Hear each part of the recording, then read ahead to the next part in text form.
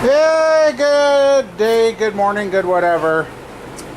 Well, you know what, guys? I'm glad I could put that wiring harness on. That was the simplest wiring hookup I've ever done. And also by taking out the old wiring harness. See, I had it rigged up with the solenoid going down to the starter and blah, blah, blah. Oh, excuse me. I cooked today. Cleaned that all up. I'm getting ready to put some power to the car. I want to see if we get lights or anything, or see if smoke starts rolling out of the car, or yep, got the driver's side exhaust bolted on. Got to put a few more bolts in this side. I just want to see if she turns over, or because I just pulled another wire out from under that came out of the firewall that was added into that, and hopefully that wasn't hooked to a, I don't know, it was cut off. So I'll give you guys a little bit of history on this car.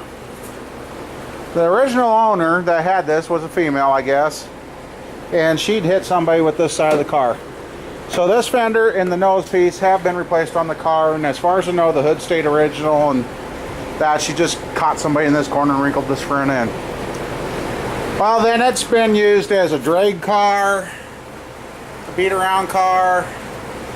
It's been used for all sorts of things. Well, it's had many different owners, and like I said, some treated it nice, some treated it not like crap. And come on, really?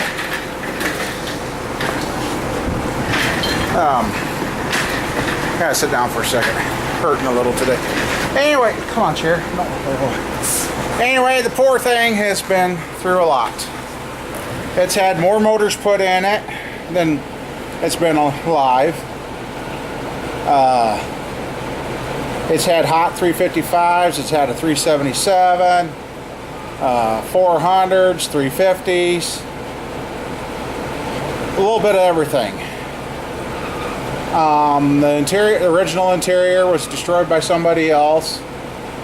I ended up getting the car back from another guy that owed me, and he finally settled up, and I got her back. Well, then one of the previous owners wanted to try and buy this off me, and I was thinking about selling it. My wife won't let me sell this car, and with the way her health's going, I'm not going to sell this car. And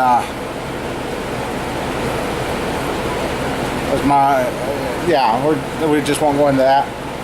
So he got tired of it sitting outside, and I'm like, yeah, okay. So he took it to his place out of state, and it was in and out of buildings up there. I'll hear what, 5-6 years ago, I don't remember. Well, yeah, at least, because his little boy's that old. Yeah. Anyway, within the last 5 years, this was set. He got a farm place up where he was living, and he put his car and this car in a barn that was on there. And that barn was old. I mean, you would have never thought about it. But that year, South Dakota got a lot of heavy snow. And he called me one day. He says, "Hey, I hate to tell you this, but the barn that the cars were in collapsed." I said, "Well, how bad is it?" He said, "I don't know. It's buried under the wood, tin, and snow. We can't see nothing." He said, "I thought I'd let you know." I'm like, oh, man. So thinking that my car was just flattened, I'm like, you got to be kidding me. So I didn't have a good day that day. Well, that spring thaw came, and finally got the snow melted off where you could start looking in there and that. And he called me. He said, "Hey, I think your car might be okay." He says, "But mine ain't." I mean, he had an 85 or so Cutlass, which was just sitting 3 foot away from this car. Well, they got in there and started tearing the barn apart and pulling it off the cars because there was other vehicles in there. His Cutlass, the driver's side roof, was damn near down to the door. I think it was touching his bucket seat on the driver's side. My car, this is what happened to the poor thing. 2x hit it here, Got it here. I thought there was a mark. Oh, yep, right there, back here, and just a very slight little one in the T-top. And it did not touch the glass. And they said when they were pulling this apart, there was lumber busted over the T-top, but the glass didn't give. So they finally got it out. Then when the keys were with it, then when I went to go get the car, the keys had disappeared. So now I got to find door locks. Well, I got an ignition key in it, but I got to get me a new set of locks all the way around for this car. So then I got this car back, and it's been sitting here. It's been in a few hailstorms, but you can't tell it. Luckily, it wasn't nothing big. And here we are. After, I got figuring, it's 23 years since I last drove this car. 23 years, and there was another owner after that. He never got the car running. If he had, I probably would never got it back from him. But yeah, so this poor 79 Camaro, but the first motor was pulled out of it. The original motor come out when the car was 79. Oh, it was either 8 or 9 years old when the original motor come out. That's when the gal met her, which is now her ex-husband at the time. And this car originally was a California Z28 Camaro. I've got two pictures, two of the only remaining pictures, and I got one of the factory remaining rims for this car. 3 of them got stolen. The 4th one, I don't know why they didn't get all 4, but they got 3 out of 4. So that's a little bit on the history on this car. And like I said, I'm going backwards. I'm going to put it together to drive and get it cleaned up, and then tear it apart to do the body work. So I guess that's the history on this Camaro that I know of, and what this poor car's been through. So now that I got the wire connection made right back here, that was got in there and just undone that, brought her up, slid the other one in, and I'm going to finish hooking up the battery, see if I get any arcing, and then we're going to test some electrical circuits and see what happens. So, and if she does turn over, then I'm probably going to really push it. And I don't know if I hate to waste the fluid, but the fluid looks so clean that's in there. I'm about half tempted to just go ahead and go get some tranny fluid, fill it up, and see if this tranny even works. Because in all reality, it could be going, if it turns over here, it could be going here really quick. So, I guess I better shut up and get back to work. What do you say, Roger? Should I shut up and get back to work? Yeah. All right, boss has spoken. We better listen. All right. Little did I think it was going to take me that long to fuck around with this power steering. Went out the other frame down, do these nuts right there. Guess what? They were rusted. I couldn't get them, so I had to take the line off the pump and take the and getting it hung on here. And I swore when I undone this was bolted up tight to the head, so somebody had that on wrong. It's supposed to have the stud or spacer in there, so now I got to make a spacer for right there. Sorry. It does turn over, guys. I'm glad I didn't turn it over too much. Forgot I didn't have the oil pressure sending thing in. I want to see if the factory gauges still work. So I got to get my plug out of there, and I want to put this in because I don't trust this old temp sender, and it's got some Nixon chews, and I don't trust that one, and I really don't have a set of gauges for the car yet. See what the factory stuff does, and I shouldn't have no leaks. Exhaust is on. This one I have to get out of the way somehow. I forgot to put the damn nut on the motor mount, and then I had to fish out the nut because I left it laying, and now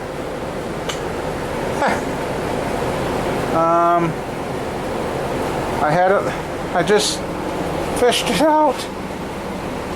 Oh no. My head's going to... Oh, yeah, I laid it up here. Laid it up there, but here's what I fished it out with. I seen this the other day. This little... Where the heck is it? Pretty extendable magnet. And then here's the... It's got a light in it. So I use that to fish out my... And it's pretty powerful. I mean, it could almost pick up the air ratchet. Let me get it. See, it will pick up the air ratchet. So that's kind of nice to have, but I don't even know what time it is. But car turns over. We do have working headlights. No turn signals or nothing. The windows won't go down, so I gotta check fuses and switches and all that. But oh yeah, now that's on. That can go there. Plug up another hole. I gotta get everything plugged up and cover the carburetor. I gotta go in and mill a little bit of this aluminum here. I forgot. Right here, so I can get the kick down hooked up. So yeah, I think I'm just going to go with the factory gauges. I know we got oil pressure, so yeah, I gotta grind on that, or maybe I'll look at the brackets. So before I put antifreeze back in, I'm going to get the kick down on. And it also has the cruise, but the cruise ain't here. But I guess to keep from losing it, I might go ahead and put it on. So I'm trying. I should go underneath. Get the drive shaft in.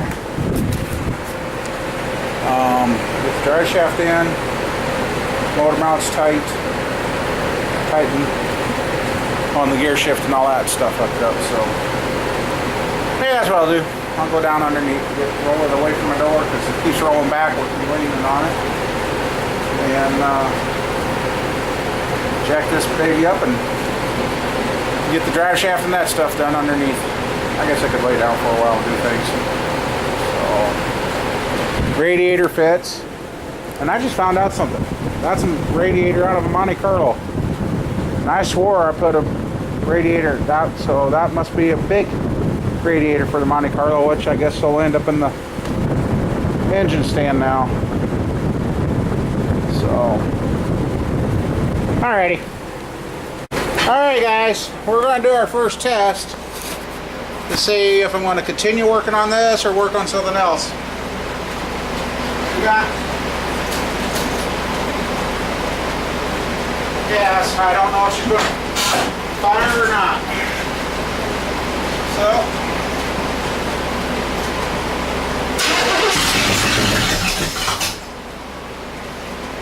I say she's going to be a runner, boys.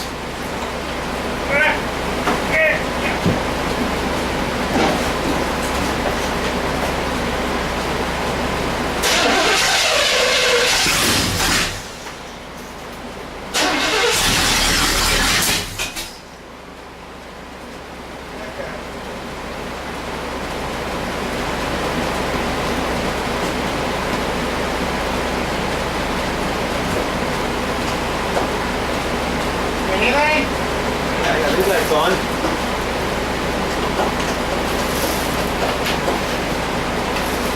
I lost my headlights. Yeah. Kick the dimmer switch. There. Hey, I got brake lights. Hey, I got brake lights. God damn, as long as I got brake lights, I got. You turn them down. I got one side of the headlights. I need to do dimmer switch, but.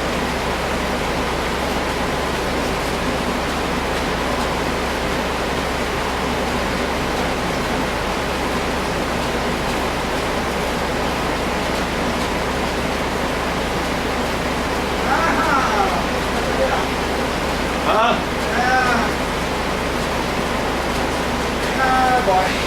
Can't. Get out.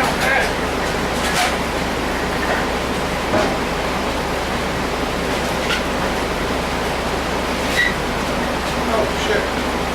Lights. Well.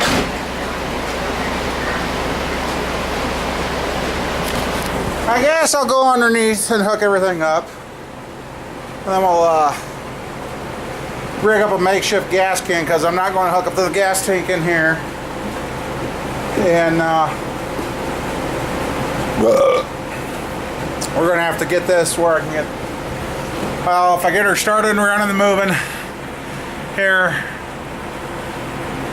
she sounds like she's going to run. Notice none of my gauges in there and work, but then I see somebody's gotten into the dash and installed the oil pressure gauge up in the dash. So I guess we might get her running and not have no gauges, which that just means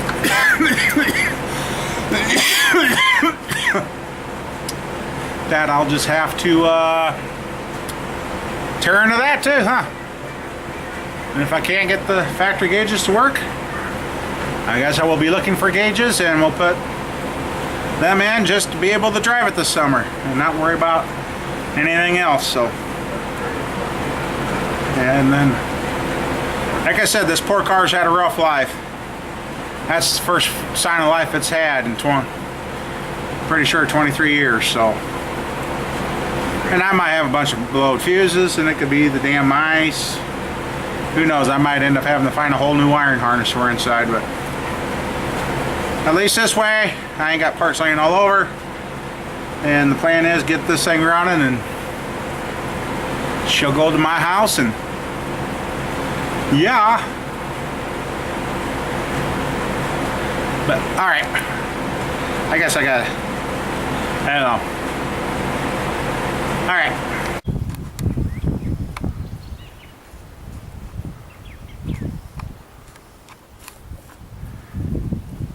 Check that out. Let's see if we can see them.